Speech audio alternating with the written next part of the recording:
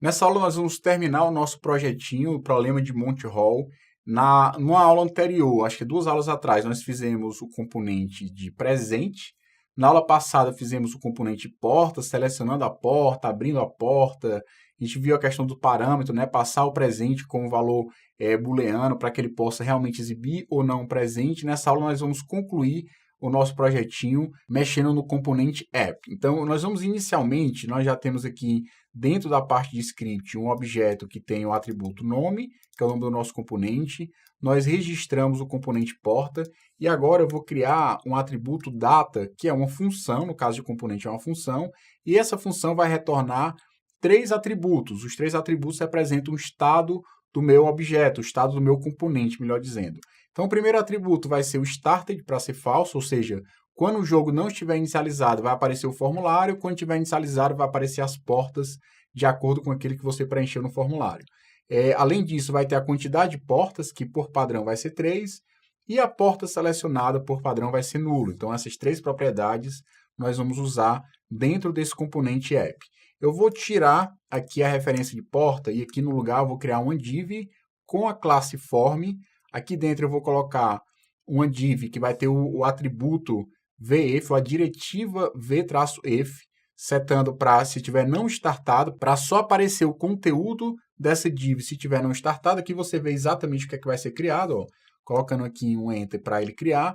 Aqui dentro, ou seja, só vai aparecer aqui dentro se não estiver startado, ou seja, aqui dentro eu vou criar uma label que vai representar a primeira pergunta que eu vou fazer, que é a quantidade de portas. Então, quantas portas, e aqui eu vou fechar a label e embaixo eu vou colocar um input do tipo text. O ID vai ser ports amount, o mesmo do for que eu coloquei aqui no label. O tamanho desse input vai ser 3, eu não vou colocar números muito grandes de quantidade de portas.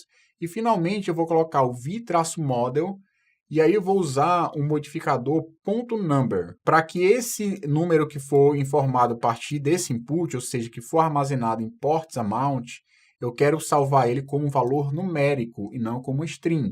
Por que, Léo? Porque lá na frente, quando eu for fazer um laço for que vai percorrer para criar todas as portas baseada nesse número, na quantidade de portas, se isso for um string, vai dar problema. Eu quero que seja um valor numérico. E o vModel serve para, a partir do meu input, eu atualizar os dados do meu estado do meu componente. Então, o vModel causa um two-way data bind, né? Ele tanto a partir do input atualiza os dados, o estado do componente, como uma vez o estado do componente sendo atualizado, o componente vai ser renderizado novamente com um valor novo. Tanto algum label que você eventualmente aponte, ou mesmo o próprio input será atualizado a partir da atualização daquilo que você digitar dentro do seu input. Criamos a primeira parte do nosso formulário. A segunda parte é criar uma outra div que também será exibida quando não estiver startado, que vai ter também um label, que vai ser selected port, e aí eu vou dizer qual a porta é premiada, e vou colocar também um input mais ou menos no mesmo estilo, tipo text,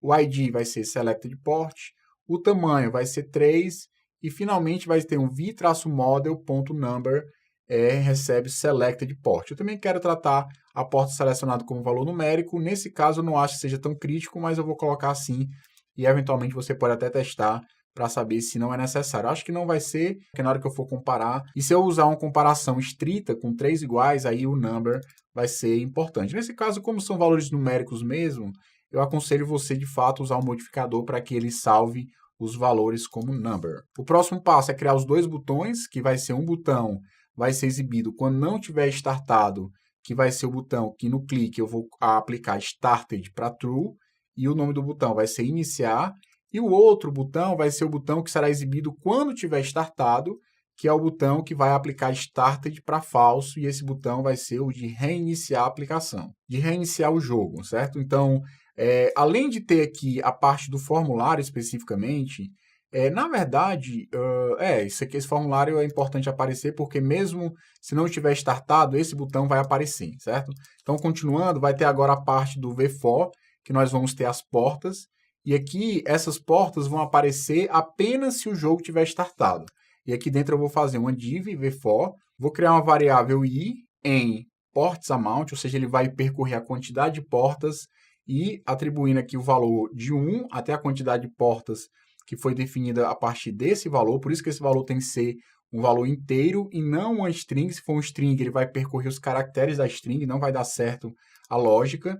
Além disso, eu vou criar um atributo chamado key para dizer, é mais ou menos o que a gente viu lá no React, que a gente precisava criar uma chave para que ele pudesse criar um identificador para cada elemento para ajudar na renderização e coisas do tipo. Então, key é um atributo que passou a ser recomendado você colocar, não é obrigado, não vai gerar problema, mas é importante que você coloque a chave.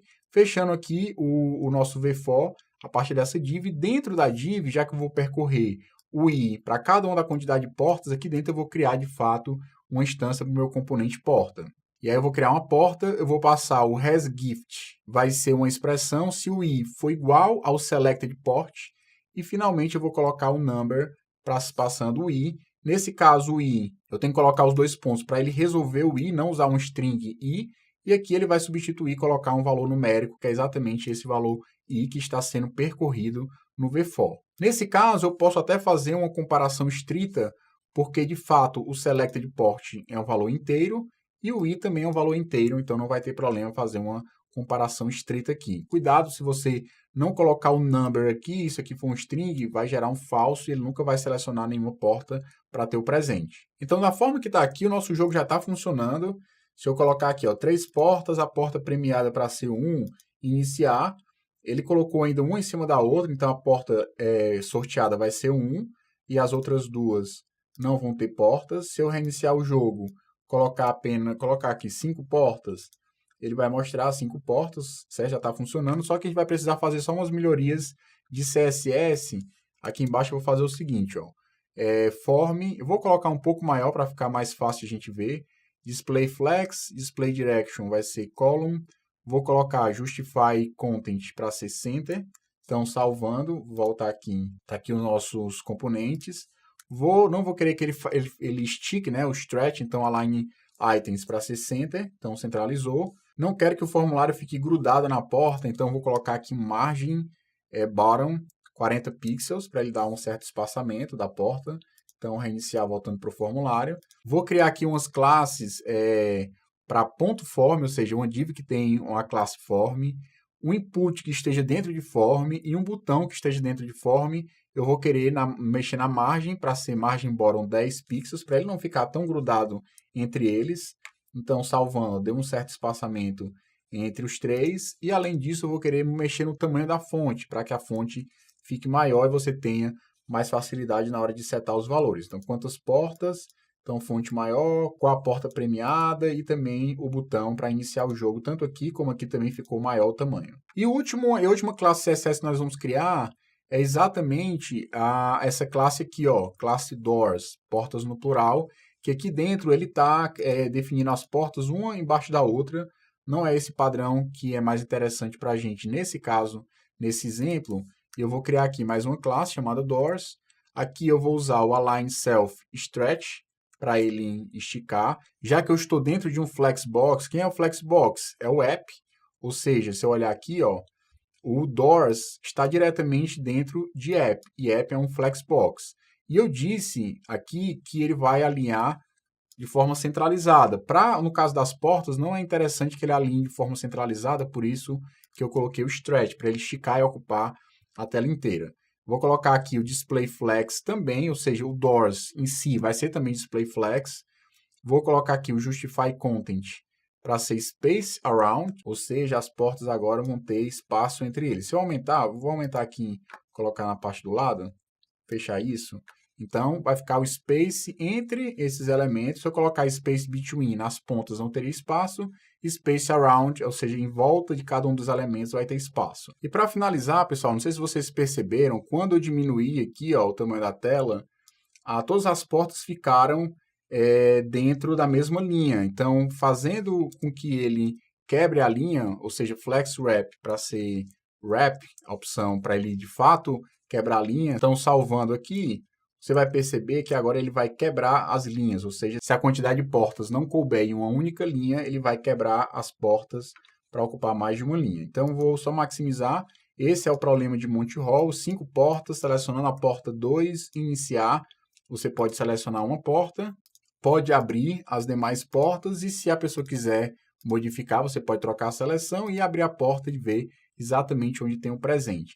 Isso vai servir para a quantidade maior de portas ou mesmo o problema original que a gente trabalhou com 3 portas. 3 portas, selecionando a terceira porta, iniciar, nós temos as 3 portas, essa não tem presente e essa aqui tem presente porque a terceira porta foi selecionada. Obviamente, se você selecionar uma porta que não é uma das 3, com a porta 0, não vai mostrar presente nenhuma das portas porque você selecionou um índice que não existe, tá certo?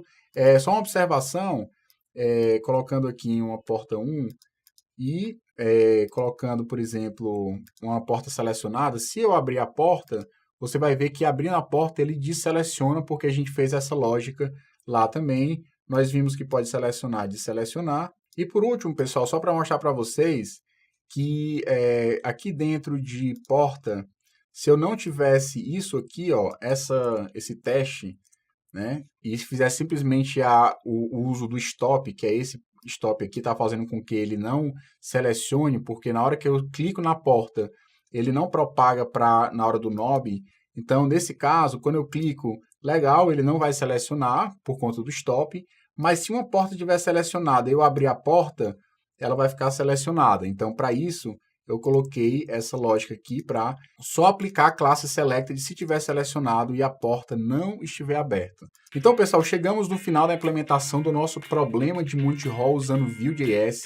É um problema super legal, então se você está vendo esse vídeo no YouTube, compartilhe com seus colegas, vai ajudar o canal, além de ser um problema super interessante para você estar pensando, será que de fato, se tiver 3 portas, escolher uma, mudar no final, vai ajudar ou vai piorar? Você já viu lá no começo que ajuda sim. Eu espero ter conseguido te convencer no primeiro vídeo que de fato mudar a porta vai te ajudar, vai te dar uma probabilidade maior de acertar, embora nossas tentativas lá acabou dando empate, mas o fato é que a probabilidade sim é maior de você acertar sempre que você troca de porta.